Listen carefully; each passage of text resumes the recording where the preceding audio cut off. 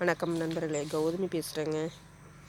இன்றைக்கி என்ன பண்ணிகிட்ருக்கேன்னு பார்த்தீங்கன்னா, மாட்டுக்கு அம்பளி காய்ச்சிட்ருக்குறேங்க. எப்போவுமே மதிய டைமுக்கு காய்ச்சுவாங்க. இந்த 2-3 நாளாக தக்காளியெல்லாம் நடவு ஓடுறதுனால காய்ச்ச முடியலைங்க. சரி, இன்னைக்கு காலையில் காய்ச்சி அப்படியே கொஞ்சம் சூடாக கொஞ்சம் லைட்டாக வேகன்னு ஊற்றிட்டோம்னா தண்ணி ஊற்றும்போது கொஞ்சம் ஆறிடுங்க. கலப்பு தீனி, தவிடு, மக்காச்சோள அம்பளி, பருத்தி கொட்டை போடுவோங்க. நாங்கள் இந்த ஒரு 2 நாளாக போடுறது இல்லைங்க. பச்சைத்தட்டு அதிகமாக இருக்குது போடுறதுனால அதை தவிர்த்துட்டேங்க. பச்சைத்தட்டு முடிஞ்சு அதுக்கப்புறம் மறுபடியும் பருத்தி கொட்டை வாங்கி போடுவோங்க. இதெல்லாம் சேர்ந்து தண்ணி கட்டிடுவாங்க போட்டு. கணக்கு பார்த்தா பெருசாலாம் அதில் லாபம் வராதுங்க. மாடு நல்லா இருக்கணும், நம்ம பால் கறந்துகிட்டே இருக்கணும் அப்படின்னா இதெல்லாம் பண்ணினா மட்டும்தான் பால்லாம் கறக்க முடியுங்க. இப்போ அம்பளியெல்லாம் காய்ச்சி ஊற்றலின்னா உங்களுக்கு பால் கம்மியாயிருங்க. மக்காச்சோள மாவு வாங்கி மூட்டை 1500 50 கிலோ மூட்டை. அது வாங்கிட்டு காய்ச்சி ஊற்றிடுறதுங்க. இதை காய்ச்சி ஊற்றாம விட்டோம்னா என்ன ஆகுங்கன்னா பால் 1 லிட்டர் 2 லிட்டர் குறைஞ்சி போயிருங்க. அப்புறம் அதனாலேயே வாங்கி ஊற்றி அப்புறம் அதுக்கு கால்சியம் சத்தெல்லாம் வேணுமில்லைங்க மாட்டுக்கு. சும்மா நம்ம ஒன்றுமே போடாமல் பாலை கறந்து ஊற்றுறோம்னா அதுக்கு சத்து இல்லாமல் போயிருங்க மாட்டுக்கு. அதனால் அதுக்கு உண்டான சத்து நம்ம தான் கொடுக்கணுங்க. பருத்தி கொட்டை, மக்காச்சோள மாவு, அப்புறம் பச்சை தீவனம், வர தீவனம், இது எல்லாமே கொடுத்தா தான் அதுக்கு சத்துங்க. ஒரு சில டைம் பார்த்திங்கன்னா மாடு கன்று போட்டால் அது எந்திரிக்காதுங்க. ஏன்னா இப்போ பருத்தி கொட்டை கொடுக்காம விட்டுட்டோம்னா அது கால் சத்து இல்லாமல் போயிருங்க. அதனால தான் அது பருத்தி கொட்டையெல்லாம் போடுவாங்க. நாங்கள் கம்பல்சரி இந்த பருத்தி கொட்டையெல்லாம் போட்டுருவோம். இல்லைன்னா பருத்தி கொட்டையில் வர்ற அந்த புண்ணாக்கு, எண்ணெய் எடுத்துகிட்டு வர்ற புண்ணாக்கு இருக்குங்க, அது வாங்கியும் போடுவாங்க ஒவ்வொருத்தருங்க. நாங்கள் பருத்தி கொட்டையே வாங்கி போட்டுருவோங்க. அது அரைக்காமல் முழுசாகவே அதை போட்டுருவோம். அது நல்லா அசைக்கு வந்துடுங்க சாப்பிட்டா. அதனால் அப்படி தான் பண்ணுவோங்க. இவ்வளோவெல்லாம் தீவனம் போட்டாலும் நமக்கு பாலுக்கு இன்னும் சரியான விலை கிடைக்கலைங்க. 30, 31, 32 இந்த மாதிரி தான் கொடுக்குறாங்க. அது டெஸ்ட் போட்டு தான் கொடுப்பாங்க. அதனால் இன்னும் இந்த ரேட்டுங்கிறது நம்மளுக்கு கிடைக்கலைங்க. நம்ம லாபமெல்லாம் மாட்டில் எதிர்பார்க்க முடியாதுங்க. நம்ம வீட்டுக்கு பால் கறக்கிற வீட்டுக்கு கொஞ்சம் எடுத்துக்கிறா, மிச்ச பாலை நம்ம ஊற்றுறோம், அவ்வளோதாங்க. அதுக்கு வேலைங்கிறது அதே எங்கள் மாட்டுக்கெல்லாம் மேய்ச்சி தண்ணி கட்டி கரெக்டான டைமில் கொண்டாந்து தண்ணி கட்டணுங்க. எங்கேயுமே ஒரு விசேஷத்துக்கோ எங்கேயுமே போக முடியாது. மாடெல்லாம் வச்சுருந்தாங்க போனால் ஒரு மணி நேரம் 2 மணி நேரத்தில் திரும்ப ரிட்டன் வந்துடணுங்க. ஏன்னா தண்ணி கட்டணும், மாடு தீனி ஓடணும். ஏன்னா ஒரு நாள்னு யாராச்சும் பக்கத்தில் சொல்லிட்டு போகலாங்க. அடிக்கடியெல்லாம் கூப்பிட்டோம்னா அவங்களுக்கு சங்கடமாயிருங்க. அப்புறம் அதனால் நம்ம முடிஞ்ச வரைக்கும் முக்கியமான விசேஷங்களாக இருந்தால் போய்க்கிறதுங்க. அப்படி இல்லைன்னா தவிர்த்துட்டு நம்ம அந்த மாட்டு வேலைகளை கரெக்டாக பார்க்கணுங்க. இது கலப்பு தீனியா, அது 1700 தவிடு, கருக்கா தவிடு தான் போடுவோங்க நாங்கள் மாட்டுக்கு. அது 1000 ரூபாய்ங்க. இப்போ மக்காச்சோள மாவு இது என்ன ஒரு வாரத்துக்கு தான் வருங்க. 4 மாட்டுக்குன்னா 1 வாரம் 1.5 வாரத்துக்கு தான் வருங்க. ஒரு நாளைக்கு படியில் வந்தாங்கன்னா 5 படி போடுவோம். 5 படி போட்டு காய்ச்சிடுவோங்க. 4 மாட்டுக்கு ஊற்றணுங்க, 2 நேரத்துக்கு. அப்படி காய்ச்சி எடுத்துக்கிறதுங்க. 1 கிலோ 1.5 கிலோ கிட்டத்தட்ட கலப்பு தீனி போடுவோம். தவிடு 1 கிலோ போடுவோங்க, 1.5 கிலோ. அதெல்லாம் போட்டால் தான் பால் இருக்குங்க. இல்லை நம்ம இதெல்லாம் போடாமே பால் கறந்து ஊற்றணும் அப்படின்னா ஊற்றலாங்க. ஆனால் நம்ம நினைக்கிற பால் கிடைக்காதுங்க. 7 லிட்ரு 8 லிட்ரு கறக்கணும் அப்படின்னா இதெல்லாம் போடணுங்க. இல்லை 3 லிட்ரு போகுது, நம்மளுக்கு 4 லிட்ரு போகுதுன்னா ஒன்றும் வேண்டியதில்லை, காட்டுக்குள்ளே கொண்டு போய் கட்டி மாட்டேன். நம்ம சும்மா ஒரு 3 லிட்ரு கறக்கணும், 4 லிட்ரு கறந்தால் போதும் அப்படின்னா சும்மா காட்டுக்குள்ளே கொண்டு போய் பச்சை மேவில் கட்டிட்டு வரமேவிலையே கட்டிட்டு கொண்டாந்து பச்சை தண்ணியை கட்டிட்டோம்னா அவ்வளோதான் கறக்குங்க. நம்ம எந்த ஒரு முட்டோலையும் போடணுங்கிறது இல்லைங்க மாட்டுக்கு. இதெல்லாம் வாங்கி போட்டோம்னா பால் 7 லிட்ரு 8 லிட்ரு வரும், அவ்வளோதாங்க. நம்மளோட பக்குவம். அப்புறம் மாடு நல்லா இருக்கணும்னு, ஏன்னா அதுவும் நல்லா இருக்கணும் இல்லைங்க. நம்ம பாலை கறந்தால் ஊற்றுனா நம்ம லாபம் மட்டும் பத்தாது இல்லைங்க, அதுலேயும் நல்லா வச்சுருக்கணுமில்ல. ஆனால் நாங்கள் எப்படின்னா இந்த மாட்டுக்கெல்லாம் நல்லா வாங்கி போடுவோங்க. எல்லாம் வர்றவங்களா அதான் சொல்லுவாங்க, உங்களை மாதிரியெல்லாம் மாட்டுக்கு போட்டால் அவ்வளோதான் அப்படிங்குவாங்க. அதுக்காக நம்ம அப்படியே விட்டுற முடியுங்க? இல்லைங்க, அதுகளும் வாயில்லா ஜீவன். அதனால் அதை பருத்தி கொட்டை, ஒரு சில டைம் எண்ணெயெல்லாம் ஆட்டிட்டு அதில் புண்ணாக்கு வருங்க. கடல் எண்ணெயில் ஆட்டினோம்னா புண்ணாக்கு வரும். தேங்காய் எண்ணெய் ஆட்டினோம்னா அதுக்கு தேங்காய் புண்ணாக்கு வரும். அதெல்லாமே போடுவோங்க. அதெல்லாமே போட்டால் அதுகளுக்கு சத்துங்க. இந்த மாதிரி அப்புறம் தாது உப்புன்னு சொல்லிட்டு கவர்மெண்ட் கொடுப்பாங்க. அது பாக்கெட் நம்ம இங்கே பக்கத்தில் ஹாஸ்பிட்டல் இருந்துச்சு, கால்நடை மருத்துவமனை இருந்துச்சுன்னா அங்கே போய் நாங்கள் வாங்கிட்டு வந்து வச்சுக்குவோங்க.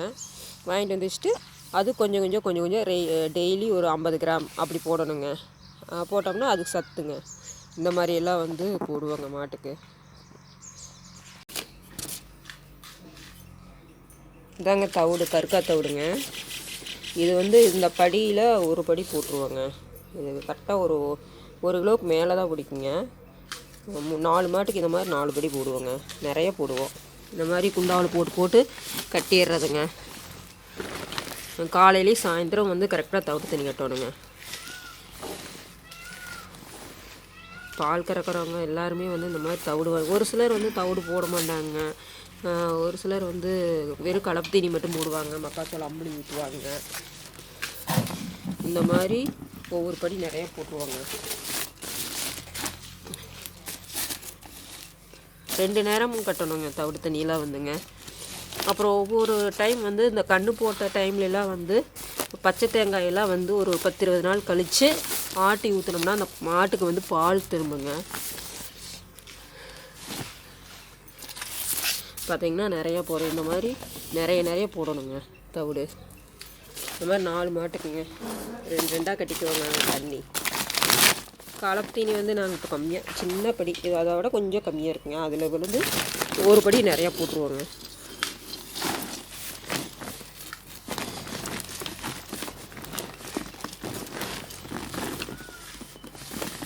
இதான் கலப்பு தீவனமுங்க. பக்கத்தில் வந்து மில் இருக்குங்க, அங்கே போய் எடுத்துகிட்டு வந்துடுவாங்க. கரெக்டாக ஒரு மூட்டை எடுத்துகிட்டு வந்தோம்னா 7-8 நாளைக்கு 4 மாட்டுக்குன்னா 6 நாள் 5 நாள் இவ்வளோ. தவிடெல்லாம் கொஞ்சம் சீக்கிரம் தீர்ந்துருங்க. கலப்பு தீனி கொஞ்சம் சேர்ந்து வரும். அந்த மாதிரி ஒவ்வொரு படி போடணுங்க.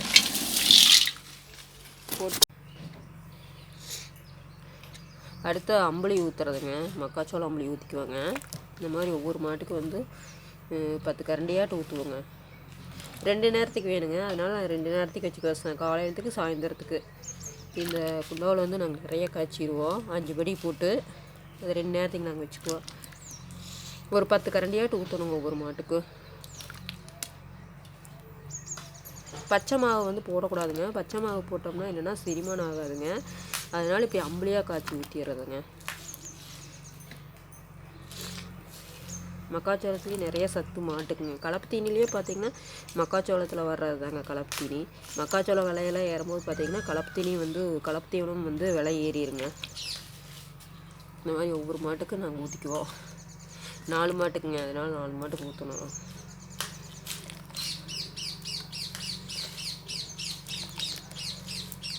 நம்ம மாடெல்லாம் வந்து இதெல்லாம் வந்து செரிமானம் ஆகணும் அப்படின்னா உப்பு வந்து கொஞ்சம் போடுவாங்க. அப்புறம் சர்க்கரை போட சொல்லுவாங்க டாக்டருங்க. கொஞ்சம் நம்ம கரும்பு சர்க்கரை கொஞ்சம் சேர்த்திக்கிட்டோம்னா அந்த செரிமானம் அந்த மாட்டுக்கு. காய்ச்சல்லாம் வந்துருச்சு அப்படின்ட்டு நம்ம மாட்டுக்கு வந்து சர்க்கரை தாங்க ஃபஸ்ட்டு போட சொல்லுவாங்க. அஸ்கா இல்லைன்னா கரும்பு சர்க்கரை இருந்தால் வாயில் போட்டு விட்டுருங்க அப்படின்வாங்க. காய்ச்சல் வந்து குறைஞ்சிருங்க. நம்ம வந்து மாடெல்லாம் வந்து அசைப்போடல அப்படின்னா வந்து கரெக்டாக பார்க்கணுங்க. அசைப்போடலின்னா அதுக்கு எதுவும் உடம்பு சரியில்லை, நம்ம டாக்டரை கூப்பிட்டு பார்க்கணும். நம்ம மாடெல்லாம் தண்ணி கட்டி கொண்டாந்து கட்டியாச்சுங்க நிழல்ல. மணி 11 மேலே ஆயிடுச்சுங்க. ஒரு சில டைம் நேரமே நான் 9 மணிக்கெலாம் கட்டிடுவேங்க. நாங்கள் 6 மணிக்கு தான் பால் கறப்பாங்களா, அதனால் 11 மணிக்கு 10 மணிக்கு கட்டிடுவேங்க. வா, இது நல்லா பழகுங்க இந்த கண்ணுக்குட்டி. ஃபஸ்ட்டு கண்ணு போடுறதுக்கு முன்னாடியெல்லாம் வந்து கைக்கே கிடைக்காதுங்க. எங்கேயாச்சும் காட்டுக்குள்ளேயெல்லாம் விட்டுருந்தால் பிடிக்க முடியாதுங்க, ஓடியே போயிரு. இப்போ அந்த கண்ணு போடுறதுக்கப்புறம் நான் தான் வந்து பால் கறக்க, அதை பிடிக்க, தண்ணி கட்ட எல்லாம் பண்ணுறாங்களா, அதுக்கு பாசம் ஆயிடுச்சுங்க என் மேலே. வந்து சும்மா விளையாட்டுக்கு இடிக்குங்க, விளையாடு எல்லாம் பண்ணுங்க. இது வந்து தலையுதுங்க. இதோட அம்மா தான் வந்து அங்கே மேய்ஞ்சிட்ருக்கிறதுங்க.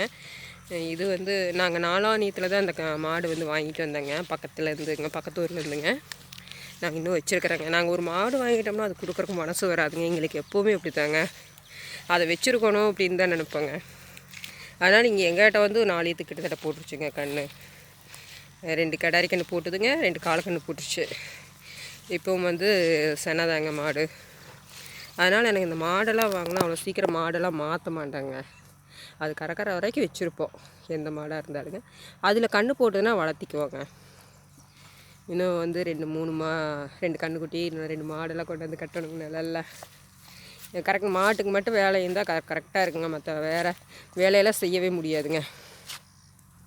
அதனால் அந்த வேலை கரெக்டாக இருக்குங்க. கண்டிப்பாக மாட்டை பற்றின தகவல் வந்து என்னென்ன எனக்கு தெரியுமோ அதெல்லாம் உங்கள்கிட்ட ஷேர் பண்ணிக்கிறேங்க. இன்னும் அந்த மாட்டுக்கெல்லாம் வந்து காய்ச்சல் வந்தால் எப்படி பார்க்கணும் என்ன அதுங்க அதை பற்றின டீட்டெயில்ஸ் எல்லாம் வந்து அடுத்த வீடியோஸில் வந்து நான் கண்டிப்பாக உங்களோட ஷேர் பண்ணிக்கிறேங்க. நன்றிங்க.